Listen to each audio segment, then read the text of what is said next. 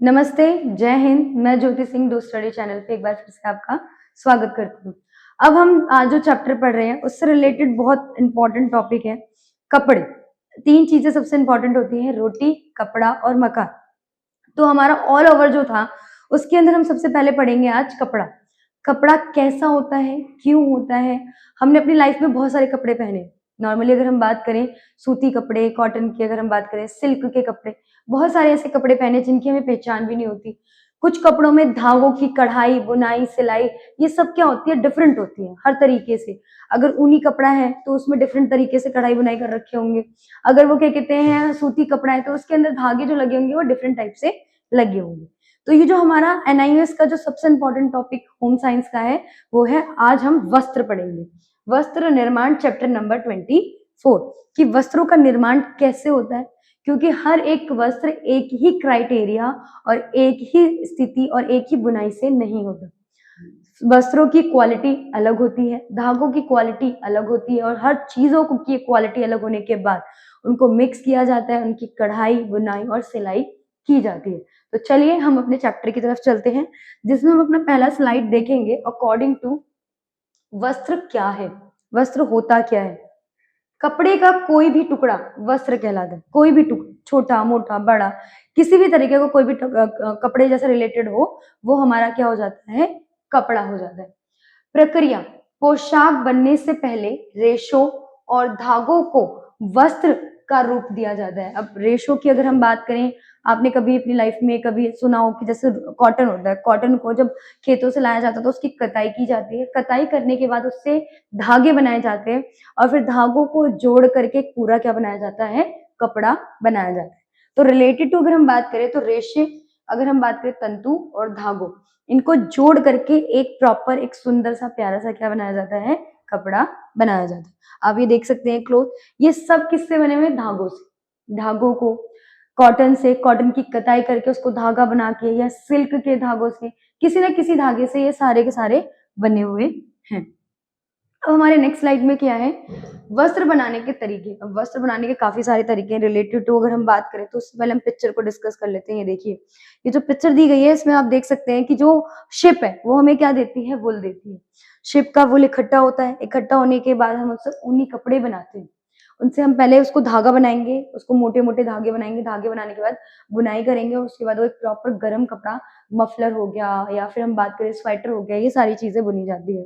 Cotton, cotton की अगर बात करें तो कॉटन खेतों से निकाली जाएगी, उसकी कताई, उसको साफ किया जाएगा, उसको पीटा जाएगा, उसके बाद उसको एकदम पतले धागे की तरह बना करके उसको कपड़े में जोड़ा जाएगा, फिर उसको एक प्रॉपर कॉटन के कपड़े का शेप दिया जाएगा। ठीक है, उसके अकॉर्डिंग अगर हम बात करें, ये देखिए ये क्या कहते हैं हमारा सिल्क है। सिल्क की बात करें, सिल्क का कपड़ा जो बिल्कुल प्लेन धागा आता है, बिल्कुल पतला धागा, वो हमारे कीड़े जो थूक छोड़ते हैं, सिल्क के जो कीड़े होते हैं उससे बनता है।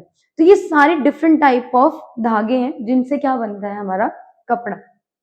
कपड़े बनने के तरीके होते हैं, ऐसा नहीं है कि कॉटन लाया, आपने देखा सोचा सपने में वो धागा बन गया, नहीं।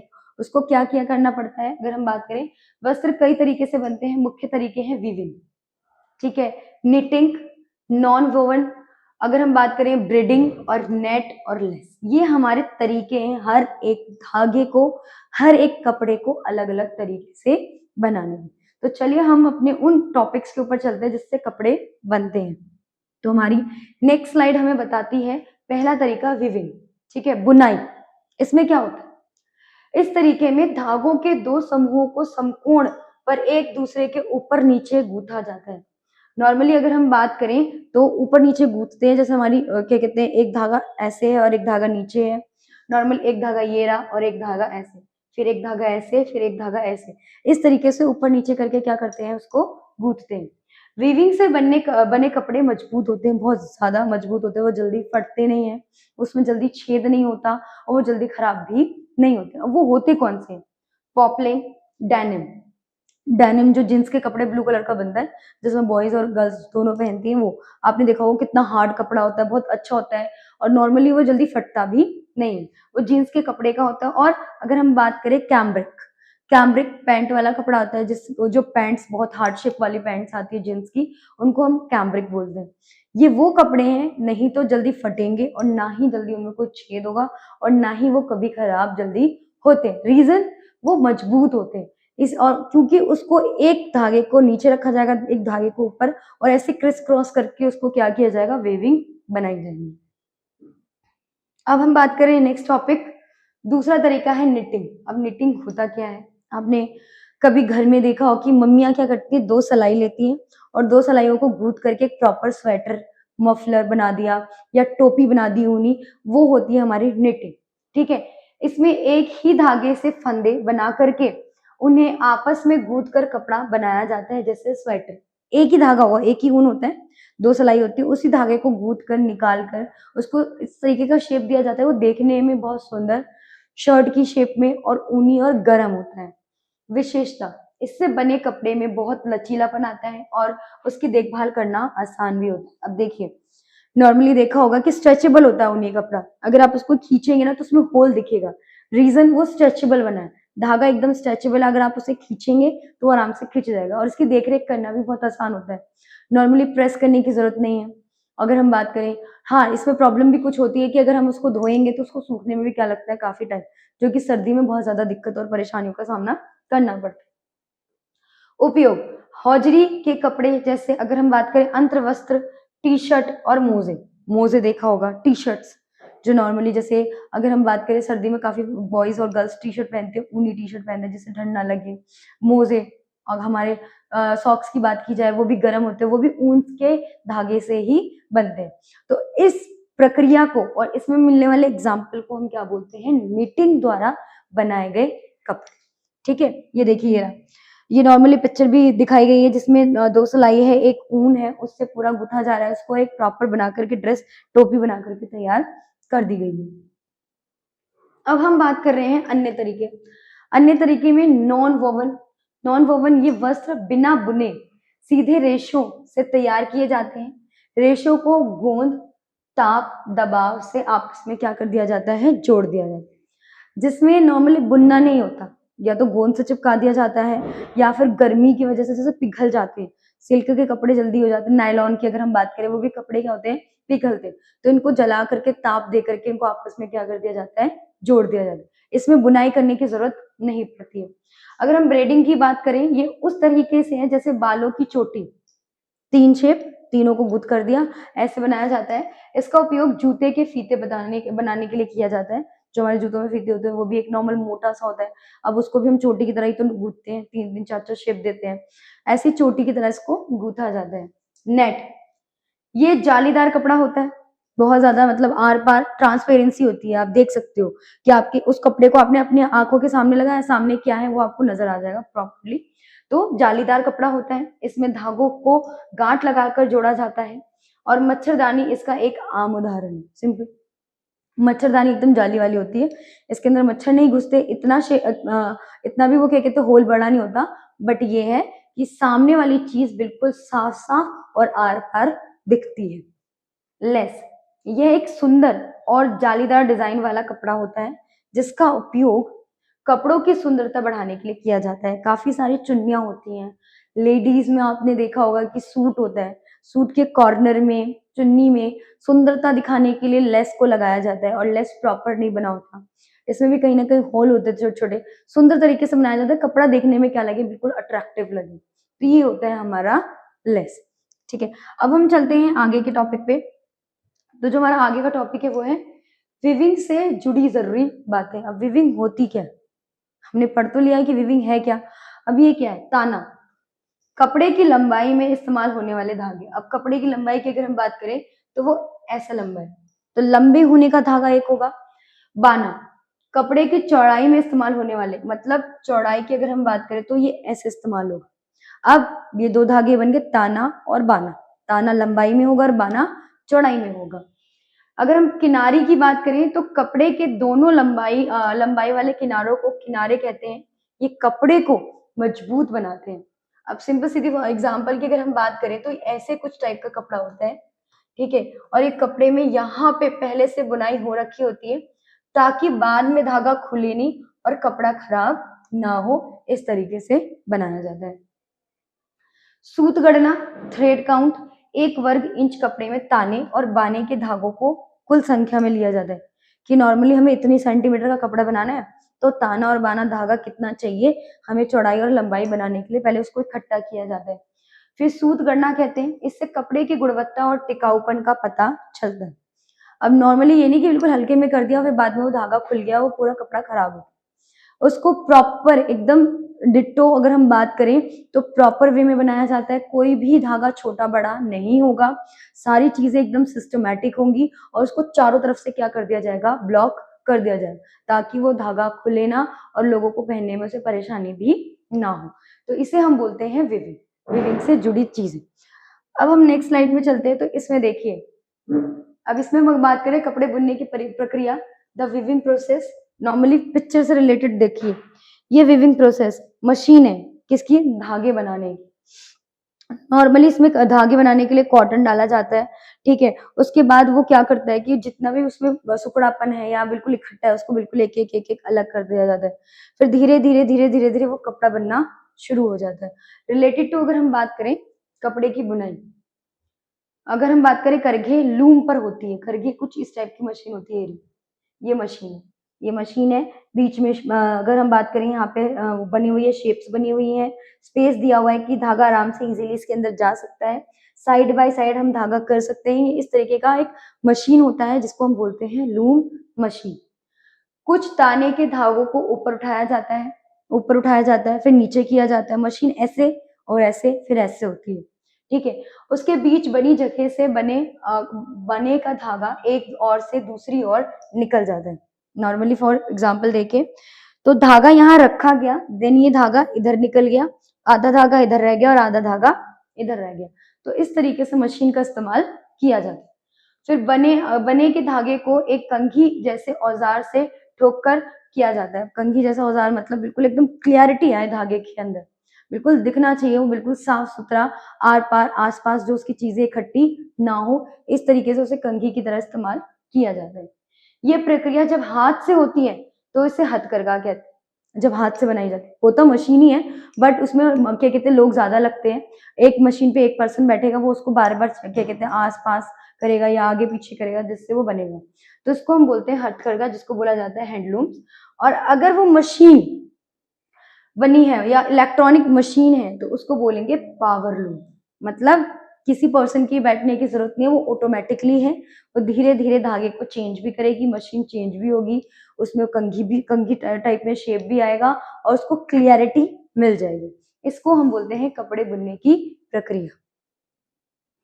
अब हम बात कर रहे हैं, हमारा नेक्स्ट टॉपिक है बुनाई के मुख्य प्रकार। अब बुनाई कैसे की जाती है, सादी बुनाई, प्लेन बुनाई। ये बुनाई का सबसे साधारण और सबसे कम खर्चीला तरीका है। प्लेन एकदम सिंपल, नॉर्मल ऐसे फटाफट से गुथ मारी बातचीत करना, ज्यादा मेहनत करने की जरूरत नहीं है। इसमें बाने के हर धागा ताने के धागे के ऊपर, एक धागे के नीचे, ठीक है। ये देखो ये धागा, इसमें अगर हम बात करें तो धागे ज्यादा लगते हैं, तो एक धागा ये रहा, एक धागा नीचे, एक धागा ऊपर, एक धागा नीचे, कुछ इस टाइप से क्रिस क्रॉस करके बनेगा। आपको पिक्चर में ये चीजें दिख सकती हैं ऐसे, ठीक है। जूट के कपड़ों में ज्यादा दिखता है। और उसके बाद हम बात करें, इसके दो प्रकार होते हैं, रिब बुनाई और बास्केट बुनाई। रिब बुनाई का मतलब हो गया ऐसे बॉक्सेस, और बास्केट बुनाई का मतलब हो गया जिसमें धागे क्लैरिटी से दिखते हैं और उसमें छोटे छोटे क्या होते हैं, होल भी होते हैं। बास्केट देखे होंगे, जो मम्मियाँ या दादियाँ जो होती थी वो खजूर के जो पत्ते होते हैं ना, उससे बास्केट बनाती थी, मतलब एक टोकरी बनाती थी।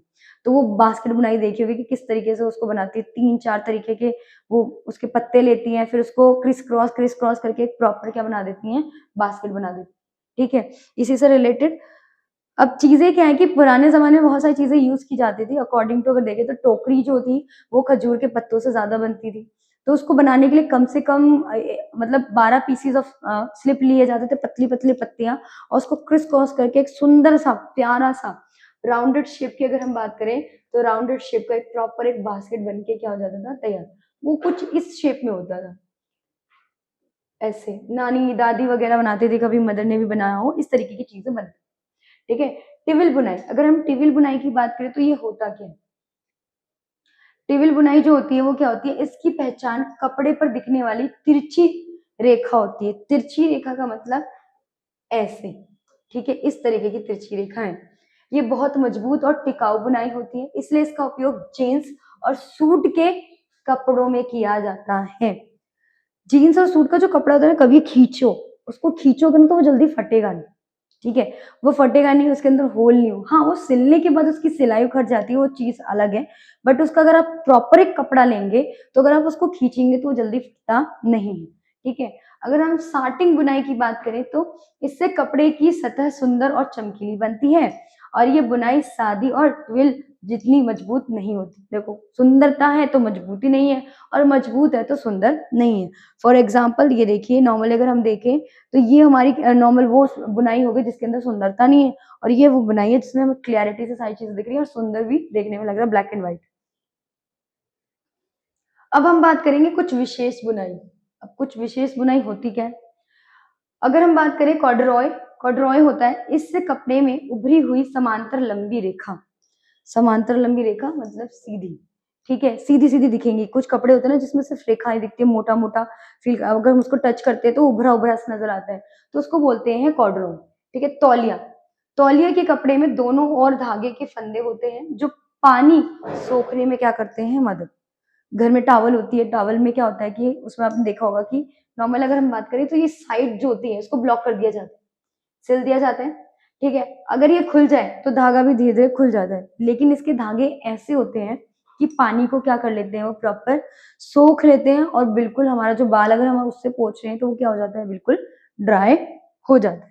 ये देखिए फॉर एग्जाम्पल ये रहा, यहाँ पे धारियां दिख रही हैं, आपको दिख रही होंगी कि पतली पतली सी क्या बना रखी है, बिल्कुल धारियां बना रखी है। ये जो आपका क्या कहते हैं स्किन कलर का कपड़ा है, इसमें भी आप देख सकते हो कि इसके अंदर कितनी सारी धारियां बनी हुई। अब बात करते हैं निटिंग को और समझें, कैसे समझेंगे? सर्दी में उपयोगी, निटिंग के कपड़े सर्दियों में बहुत ज्यादा उपयोगी होते हैं।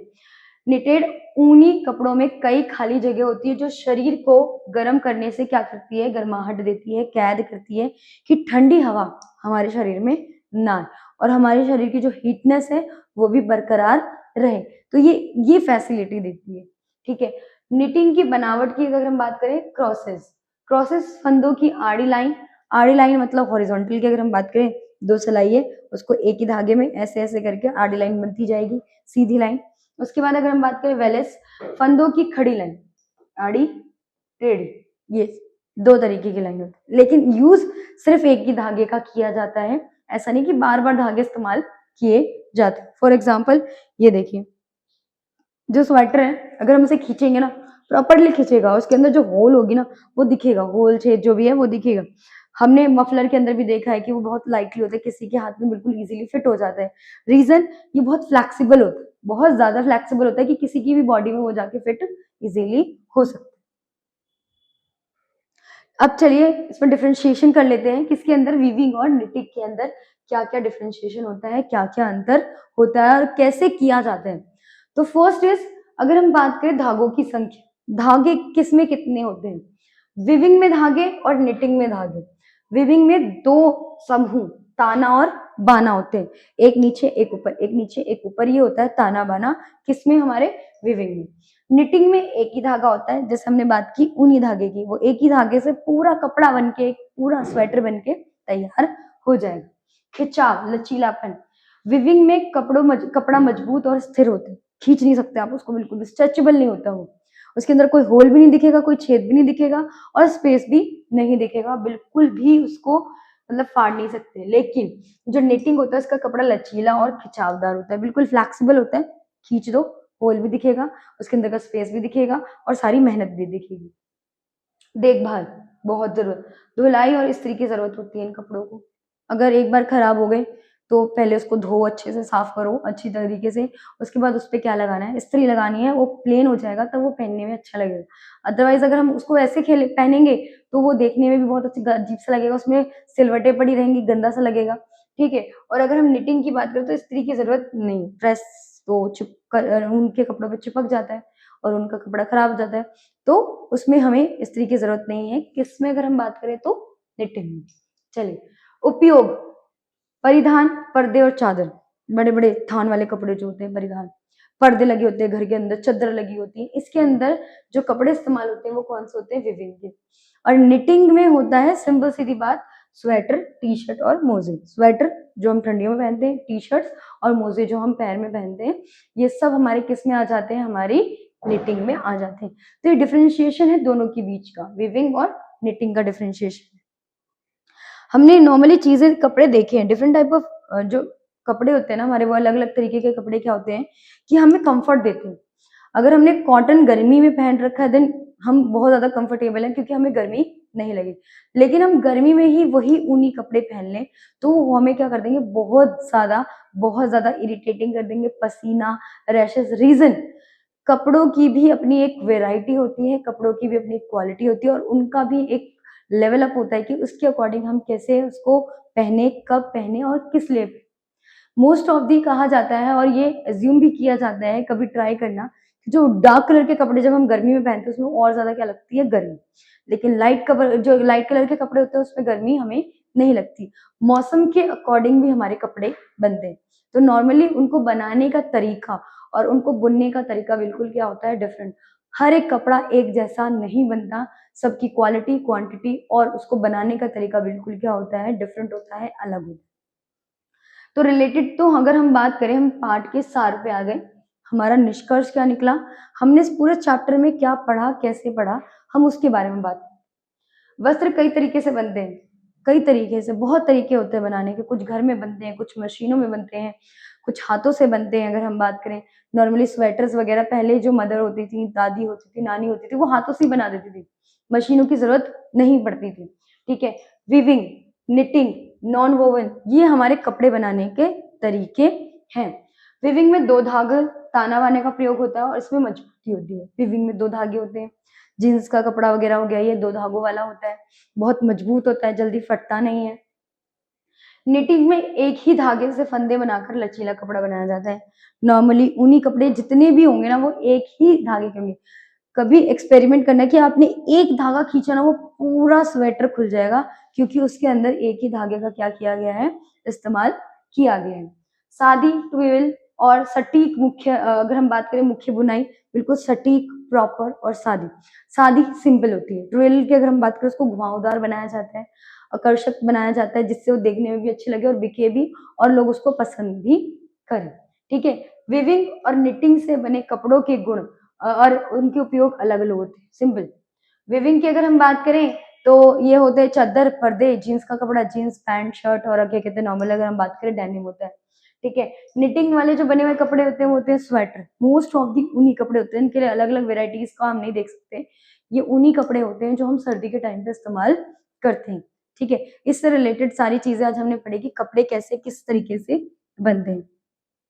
तो कपड़ों को बनाने का तरीका, पहनने का तरीका और मौसम का तरीका, सब कुछ क्या है, बिल्कुल अलग है। चैप्टर से रिलेटेड हमने ये सारी चीजें पढ़ी, विविंग, निटिंग, सब क्या क्या है हमने उससे रिलेटेड सब कुछ पढ़ा। अब हम पढ़ेंगे महत्वपूर्ण प्रश्न, इंपॉर्टेंट, ये इंपॉर्टेंट। लास्ट ऑफ दी आपने देखा होगा कि हमारी क्लासेस में हम लास्ट में क्वेश्चंस डिस्कस करते हैं। क्वेश्चंस डिस्कस करने का मोटिव ये है कि बच्चे को इस पूरे क्वेश्चन के अकॉर्डिंग एक चैप्टर समझ में आ जाए और रिलेटेड टू उसके पेपर के लिए ये बहुत इंपॉर्टेंट होते हैं, तो इसकी भी तैयारी करनी है। विविंग और निटिंग में क्या अंतर है, दोनों प्रक्रिया को समझाइए। अब विविंग जो होता है वो दो धागों से बनता है, जींस का कपड़ा। निटिंग जो हो गया वो किससे बनता है, एक धागे से, जैसे कि हमारा स्वेटर। इसमें दोनों अंतर भी हो गए और बातें भी पता चल गई। ट्विल बुनाई की क्या विशेषता है और इसका उपयोग आमतौर पर किन कपड़ों के लिए किया जाता है।